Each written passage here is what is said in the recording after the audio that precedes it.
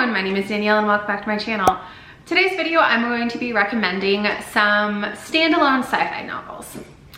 Please ignore my cat above me as she will probably be attacking my head for this entire video.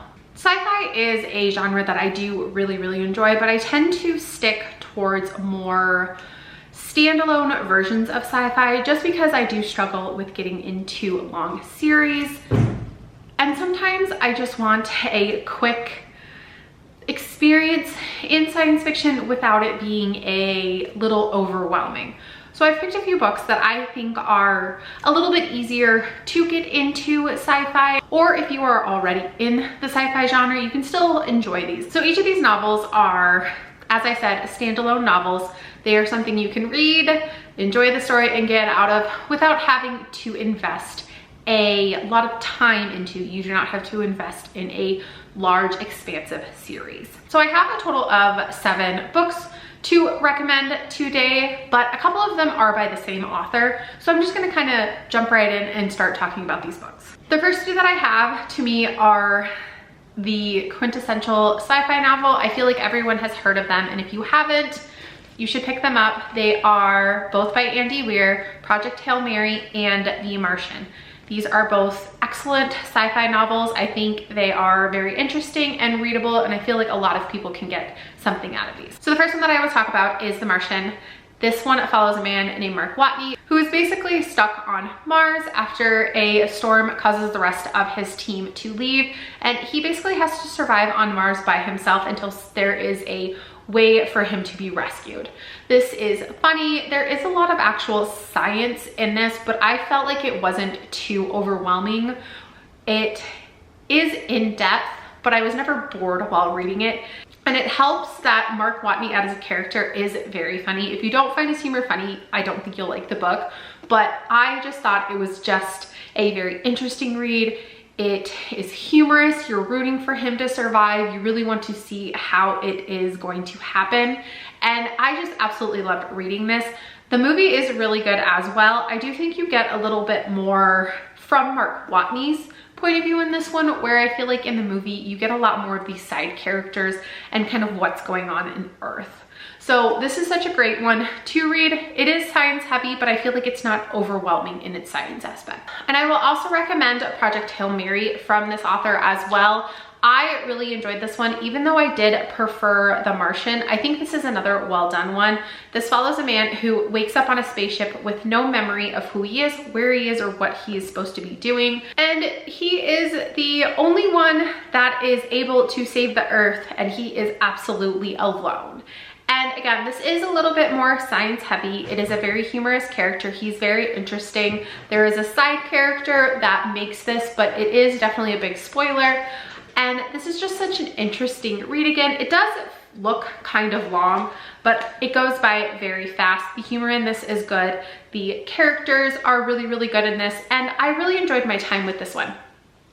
These are both very survival in space, though I do think this one is a little bit more on the survival aspect. So if that's what you enjoy, is actually surviving, I would look into this one. Where if you want more of like saving humanity, there you go, there's that one. Next 2 that I have are by the same author again, and these are by Nino Kipri. These are short little novellas. They are in the same series, with Fina being first and then Defect being second. I don't feel like you have to read these in order, but I do think you get a little bit more having read the first one, Fina, before you read Defect. But these are fun, short little novellas. This one follows a couple that recently broke up. They both work at the same like IKEA type store. They are sent to save this grandma who has been lost in the multiverse, and they're kind of hijinks as they go to do that, the exploration of their relationship, and it is just so good. There's some really interesting commentary on capitalism, being queer, and just the fun things that happen while they are transversing through the multiverse. So really enjoyed that one. And then this one follows another character that is mentioned in the first one named Derek. He is considered the most loyal employee of this store, but when he calls out, he is sent kind of on a graveyard type shift and learns that there are many like him.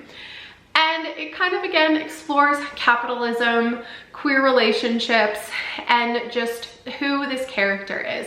Really enjoyed both of these, and they're very short, so you can get through them quite quickly, and they're very interesting. The next one that I have is more of a fantasy court drama kind of feel, but with a sci-fi background. And that is Winter's Orbit by Everina Maxwell. So this follows a prince who is set to marry his cousin's widower to kind of keep an alliance that's going on in the empire. But his future husband is actually also a murder suspect, and the two of them kind of have to figure out what's really going on with the court politics, why they're being set up to be married, what really happened to the prince's cousin, and there's just a lot of drama that goes on with this. It is sci-fi, but it definitely has more of that fantasy court politics feel. There is a great slow burn romance in this, so just an all-around good time for that one. The next one that I have is a YA novel, but I do think adult audiences can enjoy it as well, and that is The Darkness Outside Us by Elliot Schaefer. This follows two boys that are sent on a rescue mission to the moon of Jupiter to save the first settler there. She trips her distress signal, and the two surviving nations on Earth have to work together to send someone out to help her. These two boys are sent, one of them being the actual first settler's brother, and while they are on board, there is some very interesting, weird things happening, and the two of them kind of have to end up working together to see what's really going on this ship. There is a kind of almost creepy atmosphere, creepy vibe going on in this book while you're trying to figure out there is an AI that might not be trustworthy.